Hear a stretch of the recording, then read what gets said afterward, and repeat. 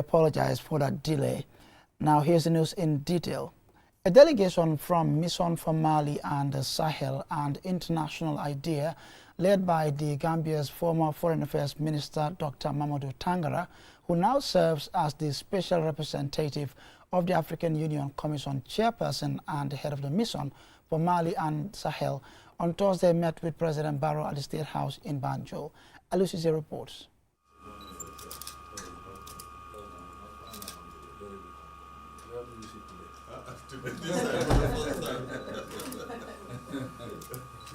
The delegation is in the Gambia for its annual retreat to review its strategic direction and map out the future of the mission for Mali and across the Sahel region. Speaking after meeting the Gambian leader, Dr. Tangara thanked President Barrow for receiving them and the government of the Gambia for supporting the retreat. He commended the partnership between the mission for Mali and Sahel and International IDEA, describing their joint efforts as essential, delivering results despite difficult operating conditions.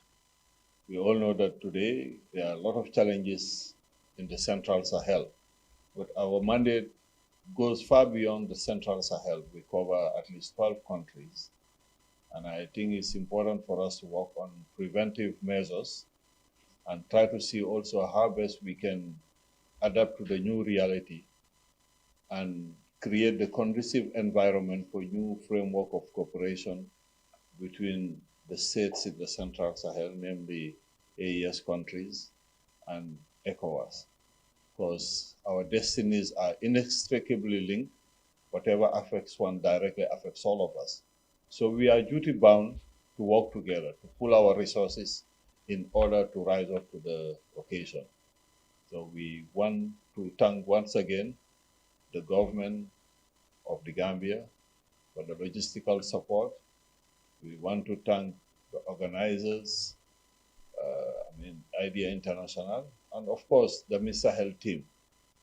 Receiving the delegation, the President urged African leaders and partners to prioritize peace as a foundation for development and democracy.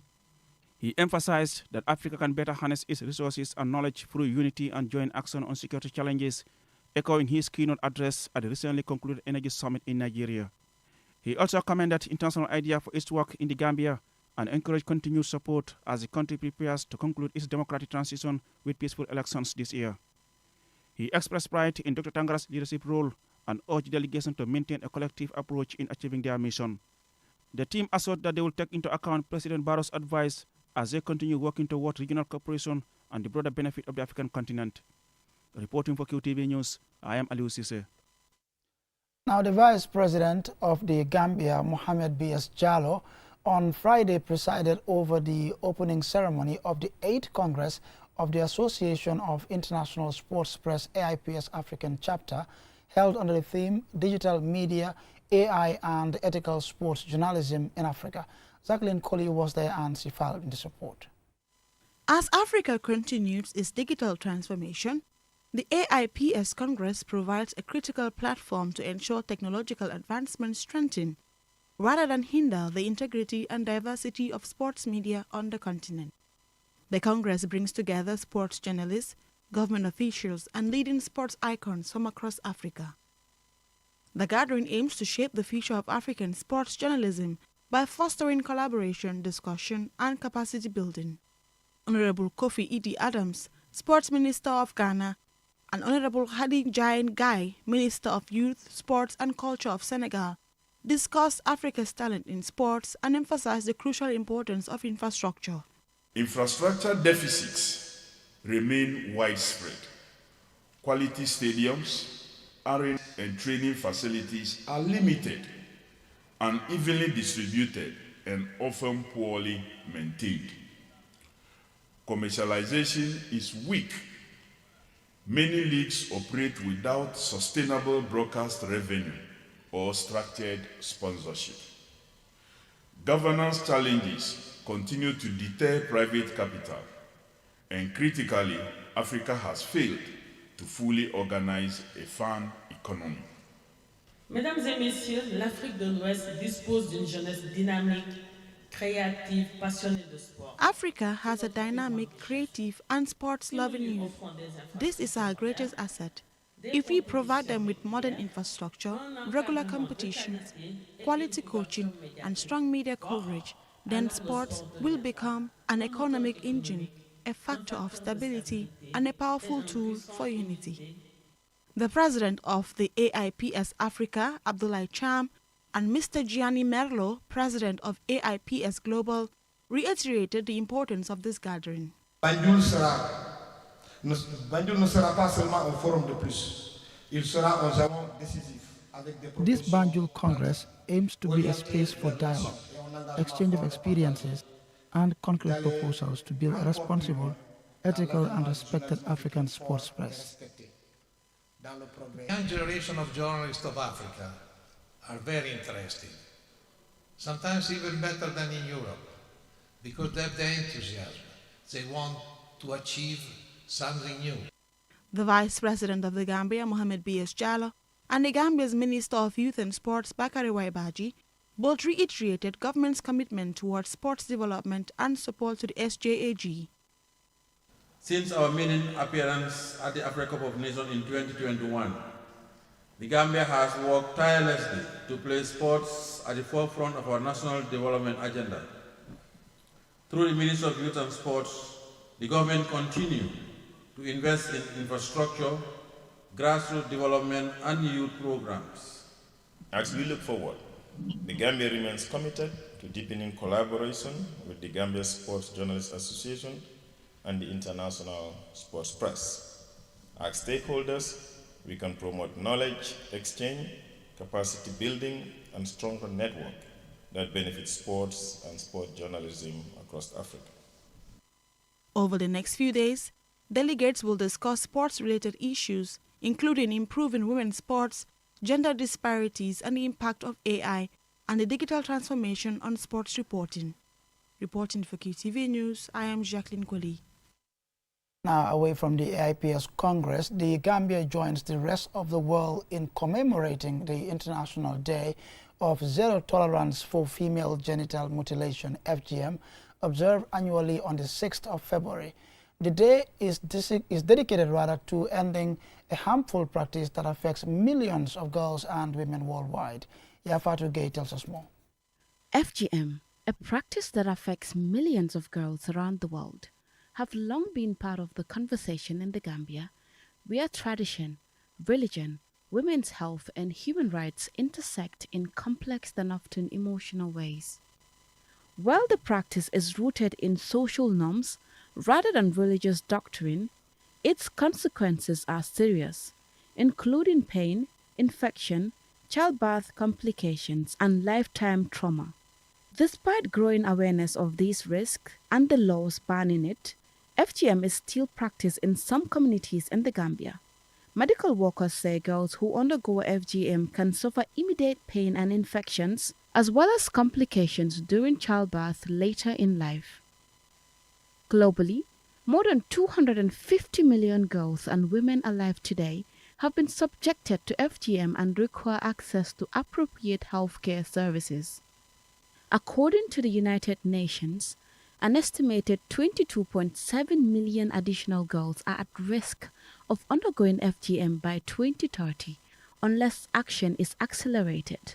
Each year, approximately 4 million girls are subjected to the practice, with more than half occurring before the age of 5.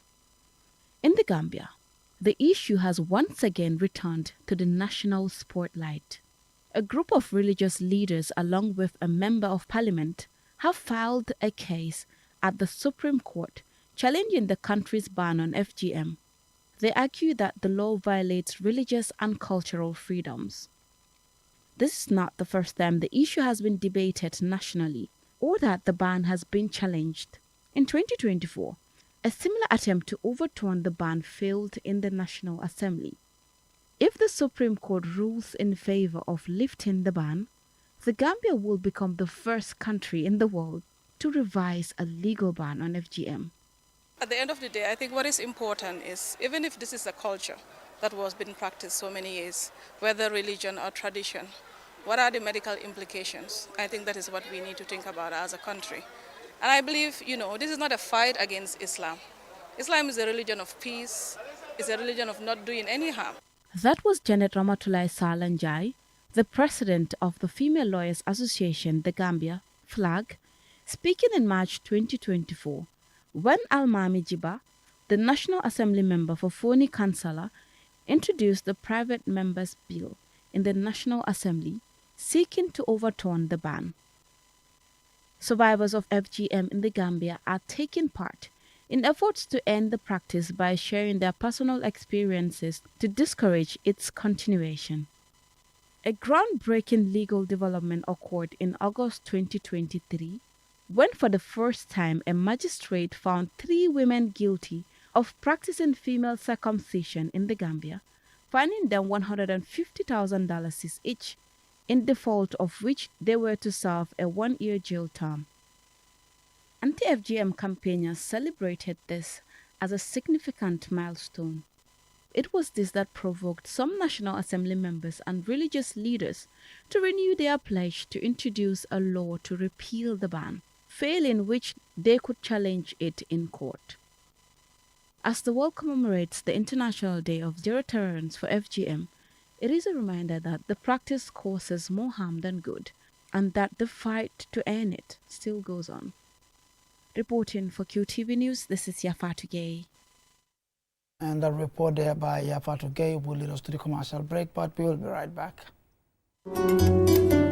wet gu yaram mu ngi dooree ci liñ am ci suñuy palaat loolu nag moo tax buntu liggéeykaay United Nations seen banqaas bi dox na ci wàlli tëddalini dund ak mbayteef di Food and Agriculture Organization of the United Nations ak ministre bi saytu wàlli wet garam gi ñoo jàppalante nag ngir gën a yokk nag lépp loo xam ne mu ngi jëm ci wàlli sartay niw teg nag ci wàlli ñami tànneef yi nga xam ne nii danañu jàppale ngir nag ñu mun a mottali lépp loo xam ne aajo nañ ko ci ñam yu sell lii nag ngir yéwénal wét gu yaram di ñu aari tamit ci ay jàngoro jëfool juróom benn xeeti ñami tànneef yi nga xam ne nii moom lañ faral di lekk bés bu nekk ñami tànneef yooyu nag mun naa nekk genn wàlli booli maalo wala genn wàlli mburu tàppalaapa lii nag ci ñami pepp yi bokk na ci tamit ak ñam yi nga xam ñami reen lañ du mel ni ki ñam bi ak pataat ngir nag ñu mun a am dund boo xam ne nii dana sell te jag ci ñun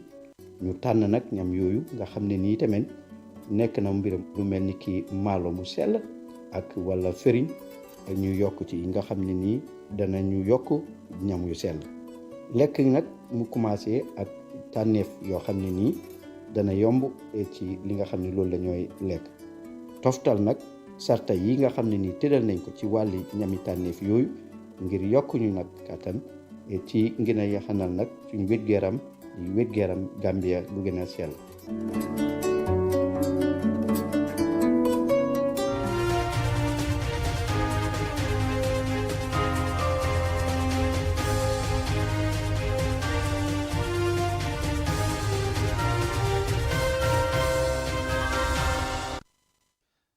Welcome back. Following the commercial break, be reminded you're watching QTV Nightly News coming to you from our studios on Caraba Avenue with me, Ansmana Eswanyase.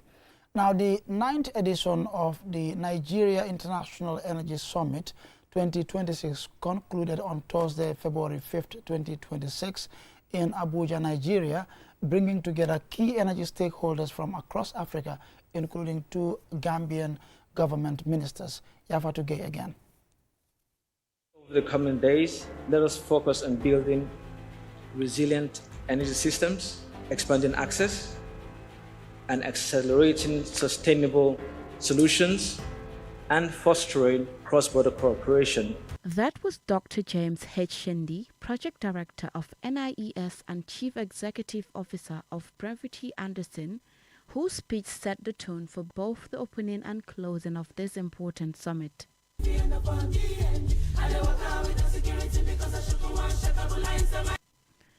The annual summit is a key platform for government leaders, policymakers, industry executives, investors, and energy experts from Nigeria and around the world to engage on energy development, investment opportunities, policy direction, and Africa's energy transition agenda.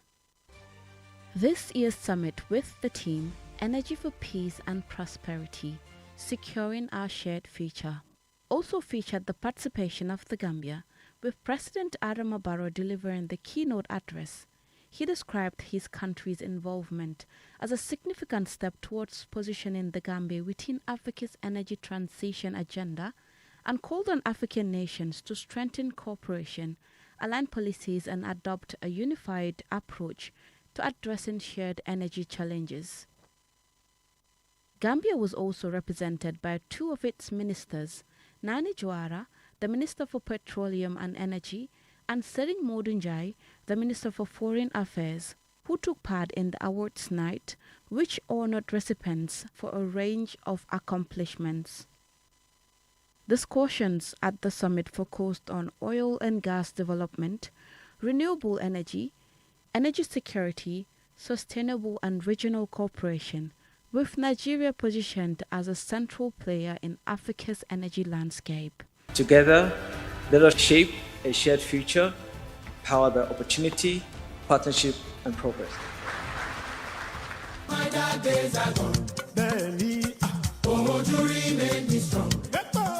Reporting for QTV News, this is Yafati Gay.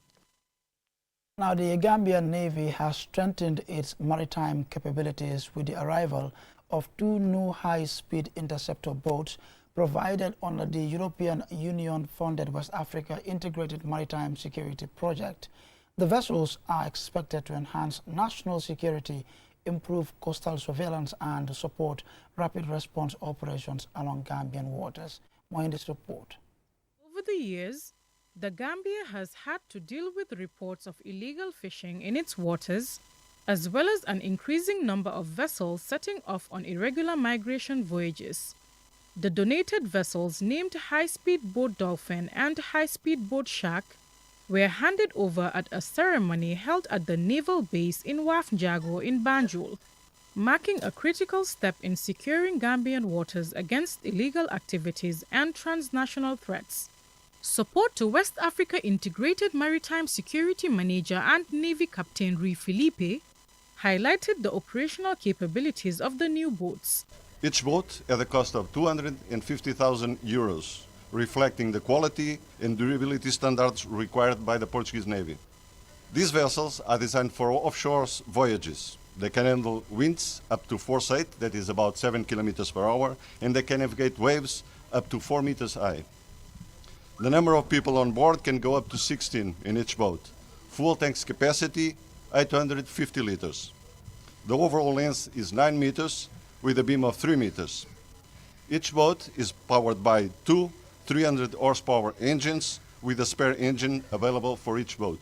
Miata Lily French, the ECOWAS resident representative in the Gambia, and Immaculada Roca E. Cortez, representing the European Union, emphasized that the boats represent a major win for regional cooperation, noting that securing Gambian waters is a vital link in the larger ECOWAS mission to create a safer maritime zone for the West African region.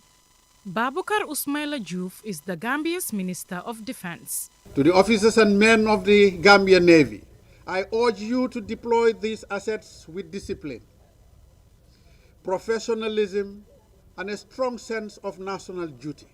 The effective utilization and proper maintenance of these platforms will not only enhance maritime security, but will also justify the confidence and trust placed in you by your international partners. In a related development, 16 Gambian naval personnel successfully completed an intensive training program conducted by a Portuguese technical team, focusing on both the high-stakes operation of the vessels and the essential maintenance needed to ensure they remain mission-ready. The trainees were presented with certificates confirming their readiness and operational capabilities. Farah Job, commander of the Gambia Navy, spoke on behalf of the naval officers. These developments directly support the Naval Fleet's core mandate of safeguarding our maritime approaches, protecting marine resources, and contributing to national security. They are also to improve our readiness to operate jointly with other national agencies and regional partners in line with integrated maritime security frameworks. We commend the SWIMES project for its practical, operationally focused approach to maritime capacity development in West Africa. The event concluded with a boat tour for the dignitaries. offering a first-hand demonstration of the fleet's operational readiness and showcasing the skill and expertise of the Gambia Navy's personnel. Mamna Buka, reporting for QTV News. And now on to international news. U.S. President Donald Trump has signed a short-term extension of the African Growth and Opportunity Act, AGOA, reviving a key trade agreement which grants eligible African nations duty-free access to the U.S. market. Here is Julian Jai. The extension, signed into law on Tuesday, keeps AGOA in force until December 31st, 2026, according to the Office of the United States Trade Representative. The agreement had been left in doubt after it expired last year amid the Trump administration's enforcement of reciprocal tariffs under its America First trade policy. The fears over the agreement's future centered around the fact that it had been introduced by one of his Democrat Party predecessors. Originally introduced in 2000 under former President Bill Clinton, AGOA allows eligible sub-Saharan African countries to export about 1,800 products to the United States duty-free. Here is then President Bill Clinton explaining why he introduced the act. What I tried to do when I was president was to use foreign assistance and trade and investment to empower people in Africa so they could take care of themselves.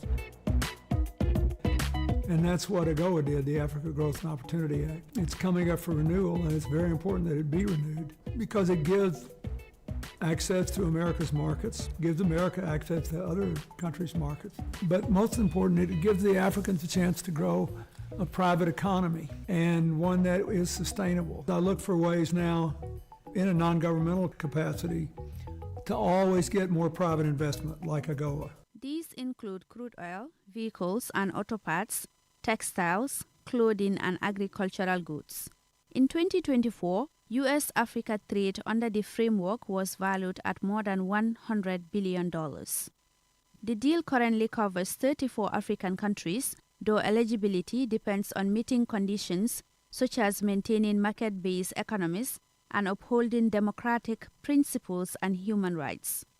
Uganda was removed in 2024 over a controversial anti-gay law deemed a human rights violation by Washington. Party successors, Barack Obama had expressed a desire for the agreement to continue. And here he is, speaking at an AGOA reception he hosted at the White House in July 2015. Africa is a place of incredible dynamism, some of the fastest growing markets in the world, extraordinary people, extraordinary resilience, and it has the potential to be the next center of global economic growth. And that's why, as president, I've worked so hard to take our relationship with Africa to a new level. While many African governments welcomed the renewal, concerns remain over its short-term nature. The previous extension in 2015 lasted 10 years. South Africa, one of AGOA's largest beneficiaries, said it hopes the U.S. will soon provide clarity on the agreement's future. The Trump administration has indicated the program will be revised to align with its America First agenda, calling on African nations to remove trade barriers and demand more from trading partners. Analysts say recent tariff increases and cuts to U.S. aid have strained relations with key economies such as South Africa and Nigeria, pushing some African nations to strengthen trade ties with other partners, particularly China. The new relaxation is of interest to the Gambia. After being removed in 2015 due to what the Biden administration said was the country's poor human rights record, the Gambia regained AGOA eligibility in 2018 due to improved human rights and governance. It remains eligible as of early February 2026. Reporting for QTV News, I am Julden Jai. And I'm afraid this is where we draw the curtains on this bulletin on behalf of the entire Pluxon team. Thanks for watching. Do have a good night. Join us tomorrow, same time.